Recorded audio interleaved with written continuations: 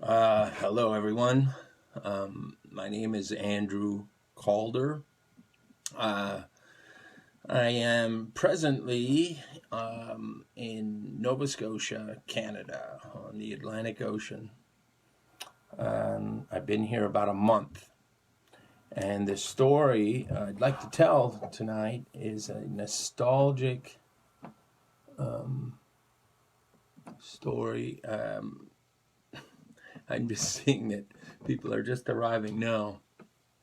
So I'm just going to reiterate. My name's Andrew Calder. I'm in Nova Scotia, and I arrived here about a month and a half ago.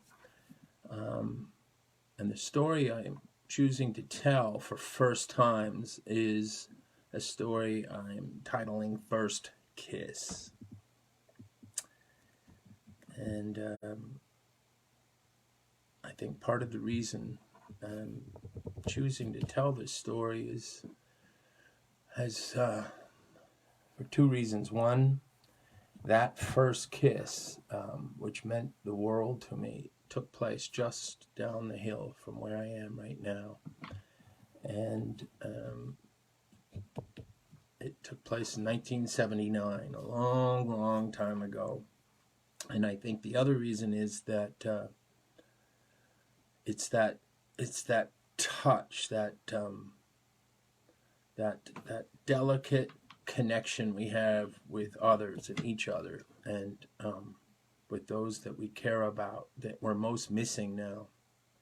And I think I've been quite emotional since I've been here, and I think I'd like to just revisit that time of my life when I was a little boy and having all kinds of extraordinary feelings and mixed up feelings and confused feelings, but how much they sustained me through the years. And so I'm going to start with a little preamble of something I just wrote on a nostalgic night like 5 or 6 years ago, which reflects on that first kiss, and then I'll tell you the backstory. So I wrote this while in Los Angeles about 6 years ago, and I called it First Love Friday and posted it on Instagram. And it goes, yeah, I love this weather.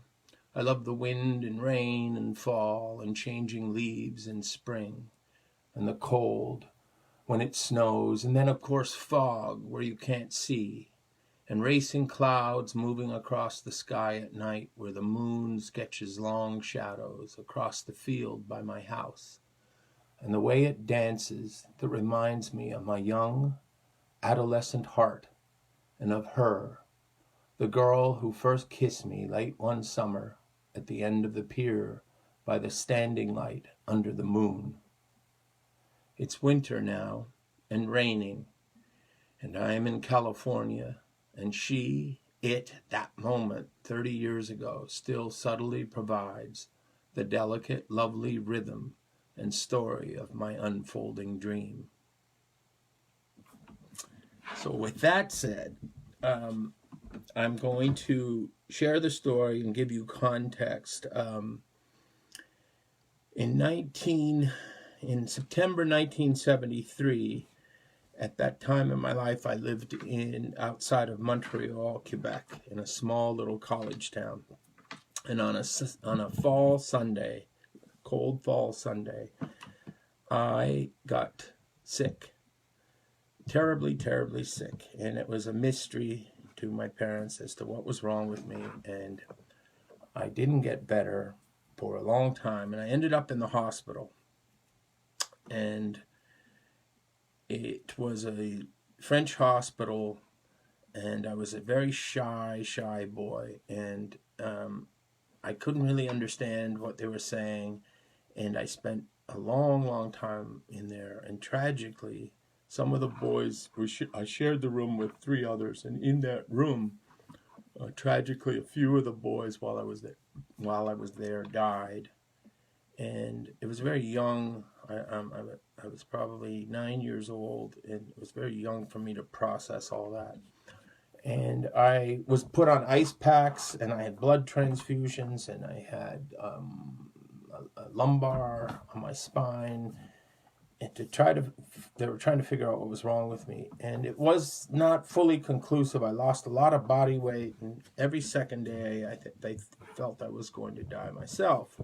Nevertheless, that set a tone, and when I did recover in the spring, I never really fully felt that I had physically regained my strength as I had before, and I therefore was shy of I had a body image, and I was shy of my appearance. I had more body fat than I've been used to, and it's amazing how these things impact and affect us. And I went into the summer with that, and I remember that summer I never took my shirt off or my pants. That's how shy I was of my sickly physical condition, even though I somewhat recovered. And it was then that I met the girl that when I first saw her, I was just enchanted. I was taken by her, but I was so shy I was unable to really communicate. But she connected with my sister and my cousin, and we all ended up going to this watering hole where everyone swam, called Kill Devil or Gold River, had these names. And I remember everyone swam except myself, and I couldn't stop watching and just feeling this extraordinary feeling which I didn't quite understand. And it wasn't for 5 years, another 5 years went by before I saw her again, and that was 1979. And slowly I was able to say a few words to her, and she was gentle with me.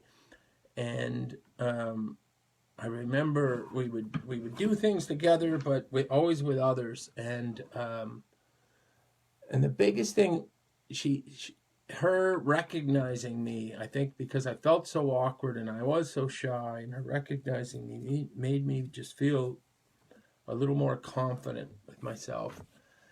And anyway, it was late August, and there was this little dance there's just over the hill here. There's this really, really modest little yacht club, and we went to the end of the pier. And I remember it was a very windy night, and there was a full moon, and there was scattered clouds, and we could see fish in the water. And we looked at that, and we went down this ramp to this float, and laid there. And then I'll never forget, she just leaned over and she held me in a way that, for me, I felt like I had never been held or hugged or embraced, and it was like she put the oxygen in my lungs and resuscitated me, and gave me this feeling of aliveness. And it was just that touch, that holding, and then she kissed me ever so gently, and it meant everything to me. And I think for 25 years, I had one photograph of her, and I kept a picture of her eyes on my keychain for 25 years, and there isn't really a day that's gone by that I haven't thought of her. And I think what it was for me was that we as humans, we crave connection. I think every single human craves connection, and she gave me that connection. That connection is so delicate, in that I think all of us, more than ever in our lifetime, we're craving that right now. That with all the measures being put forth to us globally, maybe we're all perhaps recognizing how important that touch is, and that looking in each other's eyes, and and the hug rather than distance, and the sort of the suffering of separateness. And that's not just opinions, it's not just our ideologies or ideas, but it's really a tactile thing. And I know that, I think that, I've missed a lot of that in pursuit of ambitions and things that I've worked hard and I've cut myself off or isolated. And I believe that not only emotionally that has a negative impact on my life, but physically. And I think then in this pause for the last 6 weeks and being so close to this childhood experience, that I'm really, really recognizing that there's really nothing more important than each of us subtly spending time with one another and finding the courage to be vulnerable and to open up and listen to one another. You know, the French word, you know, courage is a French word. It means courage, which the direct literal translation is heart rage. And I think we need a lot more of that right now. And certainly I'm presencing that. I'm living with my right now with a friend of mine I've known all my life, and his girlfriend, and we're eating food together, and we're working in the garden, and we're digging with our dirt and the fingers, and I'm helping another friend build a house, and we were working on some boats, and all of this connection with the earth and being outside and doing things together. I think that's the message. And so the kiss, you know, that we've all experienced, that first kiss, that is just a reminder of how much we get to connect right now. And I hope this forum is some form of connection. It's the first time I've ever done this, so I don't even know if it's actually working, but I think it is. And I thank you for listening. It really means the world to me. I want to thank Jennifer for giving me this opportunity to share. And thank you. Bye.